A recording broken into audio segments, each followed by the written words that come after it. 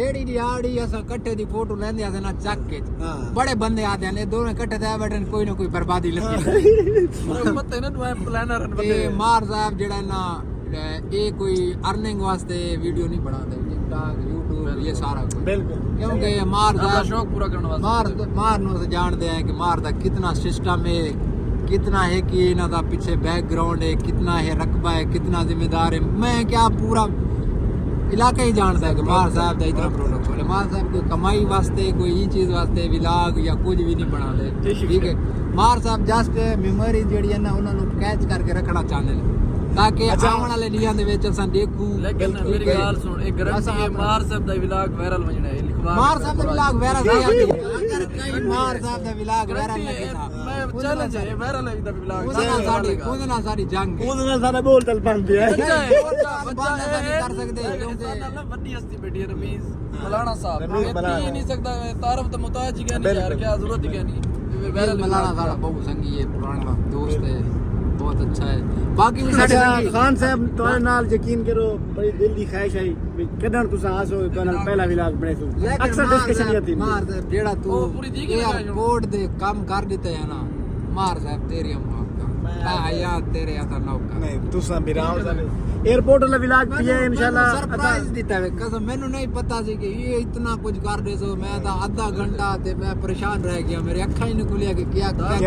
क्या थी ना पे क्या कर रहे हो देखो चांदे साहब का इकबाल माशाल्लाह इतना चंगा दिया है कि दी में कोई कहीं एमपी दा भी नहीं थींदा यकीन करो एमपी नु जोड़ मतलब इकबाल दा गाल है कि जेड़ा बंदा भी आया मोहब्बत न लाया उस मोहब्बत वंडी है उते बड़ा ही मतलब है कि दिल्ली तौर पे है एक बंदा होंदा मजबूर थी कि आंदा है या कहीं मजबूरी टू आंदा है लेकिन कोई भी बंदा कोई भी दोस्त मजबूर हो के सारे बड़े प्यार ना चांदे साहब से बड़ी मोहब्बत आए और इतना सफर करके आए शादी की मार साहब साडी जिंदगी दा एक जेड़ा ये हकीकत है कि असा आज तक मोहब्बत ही वडी है असा नफरत वाले दा है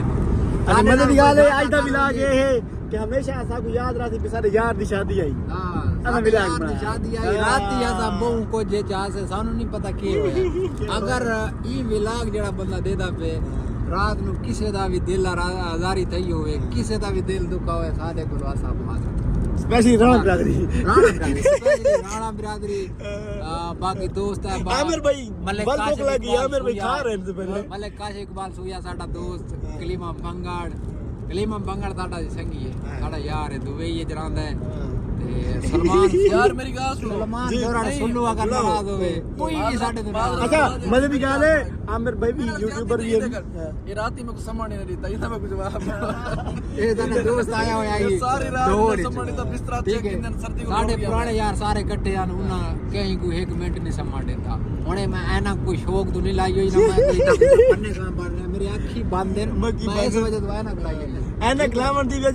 लावन दी वजह भी ये है बाकी ऐसा सादे लोग हैं सिंपल लोग हैं नहीं ब्रांड तो मलंग लोग हैं चाने ब्रांड दे ना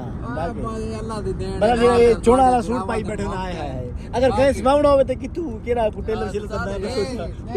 दोस्त अहबाब जेड़े ने मार मुजाहिदा मसियाल जेड़े YouTube पे वीडियो बना रहे हैं अच्छा कलम खुद ना अपनी छाप तो सूट चाहता है बिल्कुल ये जेल मुलिता के उना सीता है चौक मुंडा ये भी सियाह मार दी मोहब्बत है क्या सूट पा के बैठे क्या बात ये जे यार होवे मैं सऊदिया ठीक है मैं तो लैंड कीता मेरे वास्ते गड्डियां प्रोटोकॉल फुल फ्रूट ओके सारे गाली हर चीज रेडी है अगर बाहर की शादी थी वे फॉर एग्जांपल हुन तो वेंदा 3 महीने बाद की शादी तो वासे मार मजा लगे ये हो नहीं सकता टर्मिनेट ये सब कोई पता है लेकिन अगर 3 महीने बाद होवे सही लगना खुद चांदे साहब मना करे ना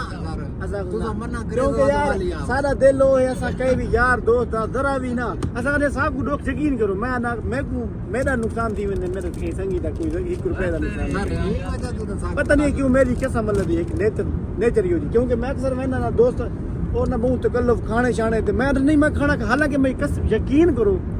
कहीं तो बड़ी दफा ऐसा होता है मेरी भूख भी लगी हुई होती लेकिन मैं अगले बंदी पता नहीं क्यों मैंने कह रहा भी नहीं लेकिन अगर वो मेरे को मेरा दिल आते मैं जितनी भी खिदमत करा क्योंकि अल्लाह ताला राजी थी दोस्तों ने उते इन्वेस्ट कर ਤੁਹਾਡੇ ਨਾਲ ਬਹੁਤ ਹੀ अच्छे लम्हात हैं साडे बहुत ही खूबसूरत यादगार लम्हात हैं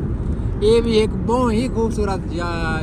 लम्हा है कि अस अपने यार दी बारात ते वेंदे पे सारे संगी अस नाल है अगलियां गड्डियां दे enjoy the music enjoy the music ओन जी एंजॉय द म्यूजिक हां एंजॉय द म्यूजिक बस असा सारे लास्ट खान साहब दी लास्ट गाल जेडी जरूर सुनसो ओई को लाजमी बात करे सो असा कदे नहीं आखे लाजमी बात आज पहली दफा देख पे आखिरी फिक्र आखिरी असा बड़े सफर कट्ठे कीते बहुत मूवमेंट एंजॉय कीते ठीक है जेड़ा मार साहब नो लाला जी दे मैं हारा मैच मिस कीता है ना असा दुआवा कीतियां कि असा सारा दोस्त हारा मैच इकट्ठे उमरा करो ठीक है वो लाला जी आए शादी तो पहले उन्हां नाल असा उमरा कीता बड़ी दिली खुशी थी लेकिन असा मार साहब बाकी जेड़ी संगत है सारे नु मिस कीता हुन मेरी सारी संगत नु दावत है ठीक है तुसा सऊदी अरब उमरा दा वीजा लवाओ ठीक है जितना भी असा दोस्त है बाप हैं असा बहुत जगह ते ट्रिप कीता है लेकिन ये वाला जेड़ा ट्रिप होना साडा उमरे वाला ना क्या बात है खान से बिल्कुल ठीक है ये तो सब दुनिया दा खूबसूरत तरीन सफर है इंशाल्लाह मैं चाहना कि ये सफर तुसा आओ मैं को सादत दिवे कि जिवें तुसा मेरा इस्तकबाल कीता ना इवें मैं थोड़ी खिदमत करा मैं इतना इस्तकबाल नहीं